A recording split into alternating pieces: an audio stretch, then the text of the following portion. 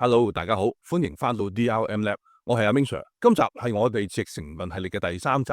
今日咧，我想同大家講一講矽到底有乜實際好處。嗱，講完理論咧，咁我哋今集咧仲會有個少少嘅示範嘅。你知唔知道，其實你平時最中意用嘅護膚品、底妝啊、防曬啊，甚至係護膚產品咧，好多係靠矽成分提供。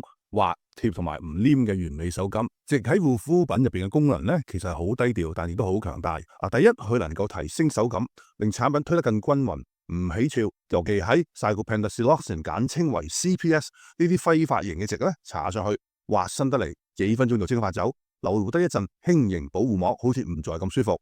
喺隻手嘅左手邊咧就搽咗呢個 CPS 啦。第二，保濕修飾毛孔，但唔會局促皮膚嘅 Dimethicone 咧，我就簡稱為 DM 啦，就係其中一種最常見嘅非揮發性矽。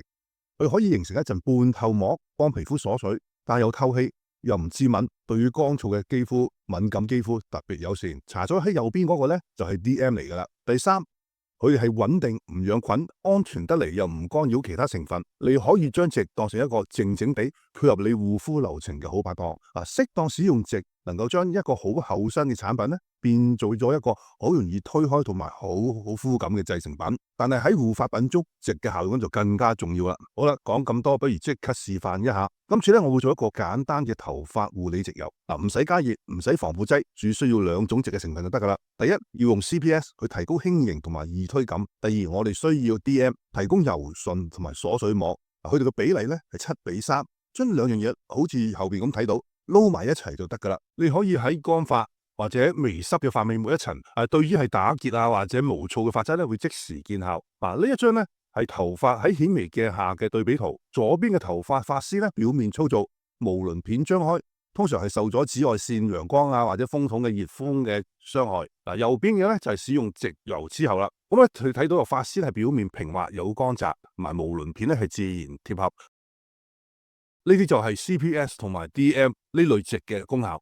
可以快速修飾表面，保護髮質，減少摩擦同埋斷裂。如果想再升級咧，就可以加入荷巴油啊，或者角鯊烷啊，同埋香薰油，咁會令到個滋潤力咧再升級，同埋加上個人化嘅香氣同埋舒緩，咁簡單就可以整到屬於你自己嘅 DIY 矽感護髮油。總結一下，矽成分唔止係安全，仲超級靈活、穩定、好用。你可以用嚟做底妝、護膚、頭髮處理，甚至身體保濕。記住，唔係有乜新嘅 buzzword 寫住 silicone free 就係代表矽唔好。了解多啲，你就會明白矽根本係好人一名。如果你中意呢個系列，記得 like 留言訂閱我哋嘅 DRM Lab。下次我哋會開新 topic，探討2種比較冷門，但係極之適合喺夏天做護膚用嘅植物油。好啦，我係阿 Ming Sir，咁下集見啦，拜拜。